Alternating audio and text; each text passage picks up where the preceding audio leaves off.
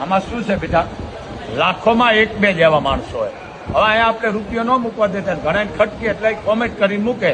કારણ કે આજ કોઈ પણ વસ્તુ, ખરાબ વસ્તુ બહુ બહાર પડે સારી. કારણ કે અહીંયા બસું બાંધી માણા આવ્યા છે.